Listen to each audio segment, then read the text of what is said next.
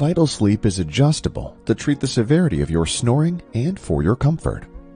For the first few nights, we recommend sleeping with the mouthpiece without the lower tray in a forward position. This will help your mouth get accustomed to it. If your snoring is not reduced, you can start to adjust the lower tray forward. When making adjustments, be sure to set the left and right side to the same position. Using the included hex key, turn each screw clockwise to the next mark on the indicator.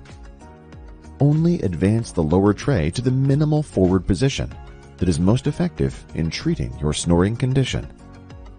With proper use, Vital Sleep can help you get the quiet sleep that you deserve.